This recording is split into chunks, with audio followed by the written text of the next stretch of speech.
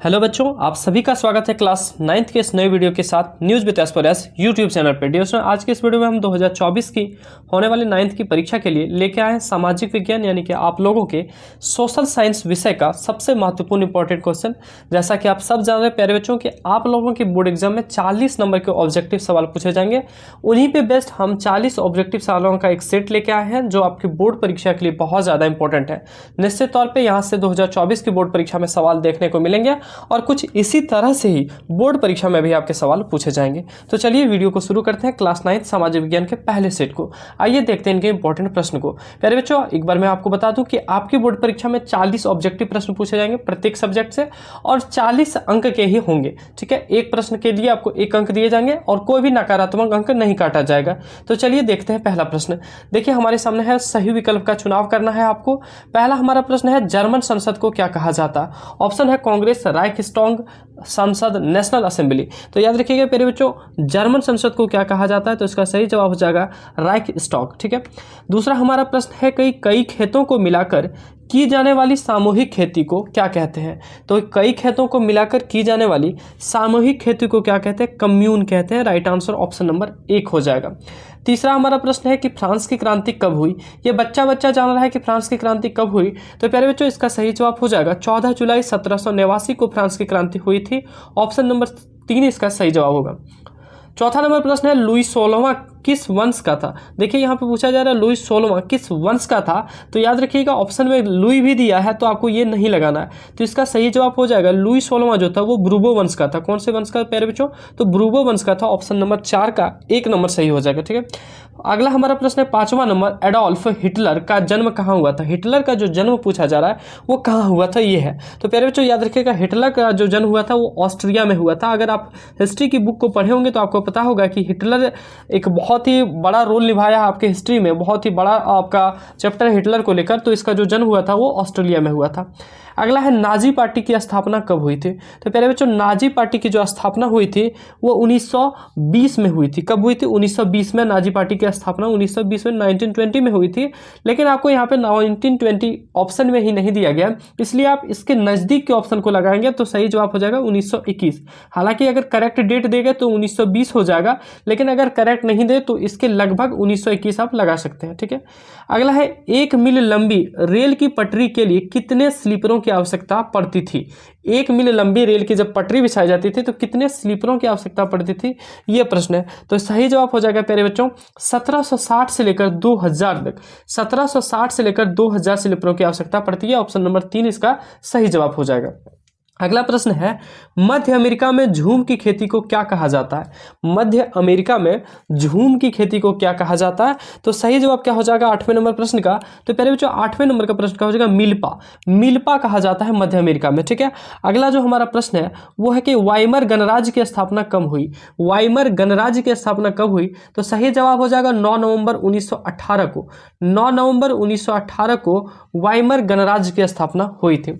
अगला है सबसे अच्छे जंगल को क्या कहते हैं। सबसे अच्छे जंगल का कहने का मतलब प्यारे बच्चों बहुत ही बढ़िया जंगल हो, घना हो, जिसमें वनों की कटाई ना हो, वनों में जो है पशुओं का चारण ना हो, इस तरह से जंगल को सबसे अच्छे जंगल की श्रेणी में लगते हैं। तो सबसे अच्छे जंगल को क्या कहते हैं, तो आरक्षित कहते हैं। ऑप्शन नंबर 1 सही हो जाएगा।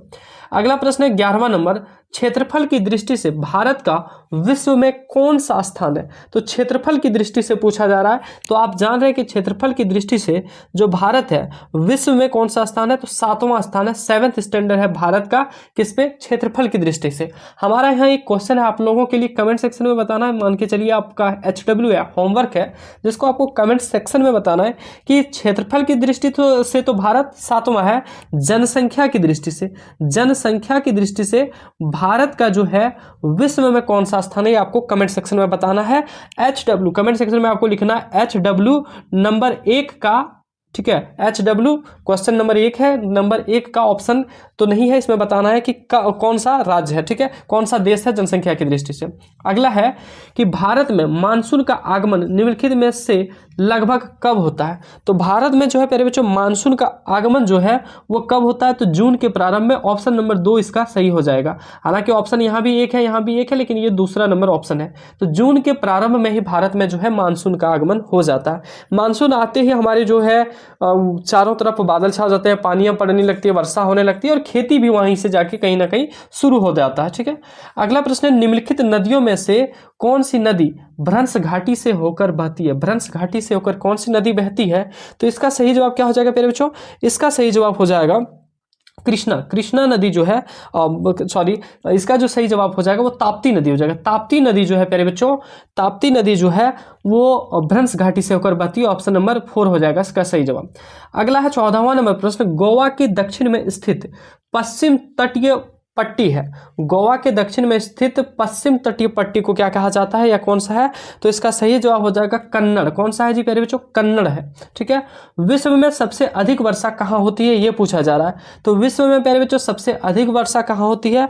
तो मानिसराम में होती है। कहाँ से? मासिनराम में होती है। मानिसराम, मासिनराम भी रहता है। ठीक है, तो ऑप्शन नंबर 3 हो जाएगा। और कभी कभी यहाँ पे मासिनराम ना देकर मेघालय दे देगा। मेघालय याद रखिएगा, मेघालय में ही मासिनराम है, तो सही जवाब मेघालय भी होगा। ठीक है, मेघालय राज्य में ही मासिनराम है। अगला प्रश्न है, जनगणना कितने वर्षों पर की जाती है? तो याद रखिएगा प्यारे बच्चों, जनगणना जो होती है यानी कि जो जनगणना होती है वो कितने वर्षों पर होती है? तो प्रत्येक 10 वर्षों पे, प्रत्येक 10 वर्षों पे क्या होती है? जनगणना की जाती है। जैसे कि जनगणना 2001 में हुई है, फिर 2011 में हुई है, फिर 2021 में होनी थी, लेकिन कोविड-19 के कारण 2021 में जनगणना अभी तक नहीं हो पाई है। हालांकि ये जनगणना कब होगी वे भारत सरकार पे डिपेंड करती है, लेकिन सामान्यतः जो जनगणना होती है वो 10 वर्षों में होती है। कोविड-19 के कारण इस बार जनगणना में थोड़ी सी देर हो रही है। ठीक है, अगला है, दो नदियों के बीच के भाग को क्या कहा जाता है? देखिए प्यारे बच्चों, दो नदी है, एक नदी इधर से बह रही है, इस नदी इधर से बह रही है, तो बोला जा रहा है इन नदियों के जो बीच के भाग हैं इनको क्या कहते हैं? इसको कहते हैं दोआब। क्या बोलते हैं? दोआब बोलते हैं। ठीक है, अगला प्रश्न है प्यारे बच्चों, भारत में सबसे कम जनसंख्या या जन घनत्व वाला राज्य कौन है? जनसंख्या घनत्व या जन घनत्व वाला राज्य कौन है? तो सही आंसर हो जाएगा अरुणाचल प्रदेश। अरुणाचल प्रदेश जो है वो सबसे जो है कम जन घनत्व वाला या जनसंख्या घनत्व वाला क्या है? राज्य है। 19वां नंबर प्रश्न है प्यारे बच्चों, नीलगिरी की सबसे लंबी चोटी, सबसे ऊंची चोटी कौन है? नीलगिरी की सबसे ऊंची चोटी कौन है ये पूछा गया है। तो नीलगिरी की सबसे ऊंची चोटी जो कौन है वो दो बेटा कहाएगा। ठीक है, 2 बेटा या फिर 2 बेटा रहता है, वो होता है राइट आंसर। 19 का 2 नंबर। अगला है, भारत में किस नदी की अपवाह द्रोणी सबसे बड़ी है? कौन सी नदी की अपवाह द्रोणी सबसे बड़ी है ये सवाल पूछा जा रहा है। तो 20वें नंबर प्रश्न का कौन सा आंसर हो जाएगा? तो प्यारे बच्चों 20वें नंबर का हो जाएगा, भारत में सबसे जो अपवाह नदी है, जो अपवाह द्रोणी है सबसे बड़ी, वो गंगा है। कौन सी है? गंगा। लेकिन आपको वर्ल्ड लेवल पे पूछा जाएगा, विश्व पे पूछा जाएगा कि सबसे बड़ी अपवाह द्रोणी कौन सी है, तो याद रखिएगा अमेजोन। कौन सा? अमेजोन, जो आप फ्लिपकार्ट अमेजोन वो वाला नहीं, एक अमेजोन नाम है जगह का, वो हो जाएगा आपका सही आंसर। ठीक है, अगला प्रश्न देखिए, अगला, संसद के कितने सदन है? तो प्यारे बच्चों पूछा जा रहा है संसद के कितने सदन है, तो सही आंसर हो जाएगा तीसरा नंबर, यानी कि 2 सदन। याद रखिएगा सांसद के जो है वो 2 सदन है। ठीक है, सांसद के कितने सदन है? 2 सदन। अगला, भारतीय संविधान को लिखने वाली सभा में कितने सदस्य थे? तो भारतीय संविधान को जब लिखी गई थी तो उस सभा में कितने सदस्य थे? 299, 299 जो है सदस्य थे, 299 मेंबर्स थे। अगला प्रश्न है, भारत सरकार ने दूसरी पिछड़ी जाति आयोग कब गठित किया? दूसरी पिछड़ी जाति आयोग कब गठित किया ये पूछा जा रहा है आपके 23वें नंबर सवाल में, और इसका सही जवाब हो जाएगा दूसरी पिछड़ी जाति आयोग जो है 1979 यानी कि 1979 में है जो है गठित किया था। अगला है, भारतीय संविधान द्वारा नागरिकों को कितने मौलिक अधिकार प्रदान किए गए हैं? तो कितने मौलिक अधिकार प्रदान किए गए हैं प्यारे बच्चों? पहले 7 मौलिक अधिकार थे, तो गलती से भी 7 आपको नहीं लगाना है। पहले 7 मौलिक अधिकार थे, लेकिन वर्तमान में जो है वो 6 मौलिक अधिकार है। ठीक है, तो कितने मौलिक अधिकार प्रदान किए हैं? 6 मौलिक अधिकार प्रदान किए गए हैं। एक मौलिक अधिकार जिसको संपत्ति के अधिकार के नाम से जाना जाता था, कौन सा अधिकार? संपत्ति के अधिकार के नाम से जाना जाता था, इसे भारतीय संविधान के मौलिक अधिकार अधिकार से जो है वो हटा दिया गया है, संपत्ति के अधिकार को। यहाँ से एक प्रश्न बनता है कि भारतीय संविधान में किस मौलिक अधिकार को हटा दिया गया है, तो याद रखिएगा संपत्ति के अधिकार को। इसलिए अब कितने मौलिक अधिकार बचे हैं, तो 6 मौलिक अधिकार बचे, ऑप्शन नंबर 3 सही हो जाएगा। 25वां नंबर आपका सवाल है कि लोकसभा में अनुसूचित जनजातियों के लिए कितने सीटें आरक्षित है। तो अनुसूचित जनजातियों के लिए प्यारे बच्चों वो वर्तमान में 47 सीटें हैं, कितने 47 सीट जो है वो आरक्षित है, लेकिन ऑप्शन में 41 दिया है, तो इसका सही जवाब 41 होगा, क्योंकि ये जो क्वेश्चन सेट किया गया है वो आपके एनसीईआरटी पुराने डाटा के आधार पर किया गया है, तो पुराने डाटा के अनुसार 41 हो जाएगा, और जबकि वर्तमान में है 47। अगर आपके ऑप्शन में 41-47 दोनों रहती है तो आपको 47 टिक करना है, लेकिन जरूरी नहीं है कि दोनों ही रहेंगे, कम से कम चांस है कि दोनों रहेंगे। हमें उम्मीद है कि आपके ऑप्शन में 41 रहेंगे, तो आपको 41 टिक करनी है, ठीक है। अगला प्रश्न है भारतीय संसद के अंग नहीं है, पूछा जा रहा है भारतीय संसद के अंग नहीं है। तो प्यारे बच्चों भारतीय संसद के जो अंग नहीं है वो कौन नहीं है, तो सुप्रीम कोर्ट, ठीक है। सुप्रीम कोर्ट जो है भारतीय संसद के अंग नहीं है। राष्ट्रपति भारतीय संसद के, राज्यसभा भी है और लोकसभा भी है, सुप्रीम कोर्ट नहीं है, ऑप्शन नंबर 4 इसका सही हो जाएगा। अगला है राष्ट्रीय मानवाधिकार का कार्य है, कार्य नहीं है। यहां से जो भी क्वेश्चन रहेगा, देखिए हमने जो पढ़ा, क्या पढ़ दिया, राष्ट्रीय मानवाधिकार का कार्य है, तो क्वेश्चन पढ़ने में गड़बड़ी नहीं करना है, हड़बड़ी नहीं करना है, नहीं तो नहीं हमारा छूट गया, जिस तरह से आपका भी छूट सकता है। तो राष्ट्रीय मानवाधिकार का कार्य नहीं है, तो कौन सा कार्य नहीं है प्यारे बच्चों, तो समन जारी करना, घटना स्थल पर अपनी जांच टीम भेजना, किसी सरकारी दस्तावेज की जांच करना, ये तीनों कार्य हैं। आरोपी को सजा देना, आरोपी को सजा देने का कार्य जो है राष्ट्रीय मानवाधिकार का कार्य नहीं है, तो ऑप्शन नंबर 4 इसका सही हो जाएगा। अगला है पालमपुर का मुख्य सिंचाई का स्रोत क्या है। पालमपुर की कहानी आपने अर्थशास्त्र में पढ़ी होगी पहले ही चैप्टर में, तो पूछा जा रहा है पालमपुर गांव का जो है वो मुख्य सिंचाई का स्रोत क्या था, तो सही जवाब क्या होगा, नलकूप। कौन सा था, तो नलकूप से वहां पे क्या की जाती थी, सिंचाई की जाती थी। अगला है राशन कार्ड कितने प्रकार के होते हैं, ये प्रश्न पूछा जा रहा है। तो पहले बच्चों राशन कार्ड कितने प्रकार के होते हैं, तो 3 तरह के राशन कार्ड होते हैं। कितने तरह के, 3 प्रकार के राशन कार्ड होते हैं, ठीक है। अगला प्रश्न है मानव संसाधन किसे कहते हैं, तो मानव संसाधन किसे कहते हैं, ये प्रश्न पूछा जा रहा है, तो इसका सही जवाब क्या हो जाएगा, जनसंख्या को। जनसंख्या को मानव का संसाधन कहा जाता है, ठीक है। अगला प्रश्न है 30वां के बाद 31वां नंबर कि भारतीय संविधान में इनमें से कौन सा अधिकार देता है। भारतीय संविधान इनमें से कौन सा अधिकार देता है, ऑप्शन है काम का अधिकार, ऑप्शन बी है पर्याप्त जीविका का अधिकार, ऑप्शन सी है अपनी संस्कृति की रक्षा का अधिकार, और ऑप्शन डी है निजता का अधिकार। तो प्यारे बच्चों यहाँ जो ऑप्शंस दिए गए हैं ऐसा लग रहा है कि सभी अधिकार दे रहे हैं, तो इसमें एक ऑप्शन होना था ऑप्शन उपयुक्त सभी, इसलिए हमें इसका आंसर लगाना है सभी, ठीक है। हालांकि अगर क्वेश्चन वहां पे पूछा जाता है इस तरह के तो सभी अधिकार होंगे, ठीक है। देखिए आपको भी यहाँ पे थोड़ा सा अगर नॉलेज लगाते हैं, दिमाग लगाते हैं, तो कौन सा अधिकार देता है, देखिए काम करने का तो अधिकार देगा ही, जीवन जीने का भी तो अधिकार दे रही है, संस्कृति की रक्षा करना भी हमारा अधिकार है, निजता का अपनी प्राइवेसी बनाए रखना भी हमारा क्या अधिकार है। तो यहाँ पूछा है कौन सा अधिकार देता है, तो यहाँ पे देखिए इस तरह से हमें चारों अधिकार लग रहा है कि हमें देता है, तो सही आंसर होना था उपयुक्त सभी, ठीक है, जो ऑप्शन में नहीं है, इसलिए इस प्रश्न का कोई भी आंसर हम नहीं दे सकते। अगला हमारा प्रश्न है यदि आपको भारत का राष्ट्रपति चुना जाए, देखिए कितने सौभाग्य की बात है, भगवान करे ईश्वर करे जो भी हो आप आगे बढ़े और एक समय हो, अगर आपका लक्ष्य हो, आपकी जुनून हो तो राष्ट्रपति बने, ठीक है। तो आपको मान लिया जाए कि भारत का राष्ट्रपति चुना जाए, तो आप निम्न में से कौन सा फैसला खुद कर सकते हैं, कौन सा फैसला आप खुद कर सकते हैं। तो यहाँ पे 4 तरह के कंडीशन दिए गए हैं, ठीक है।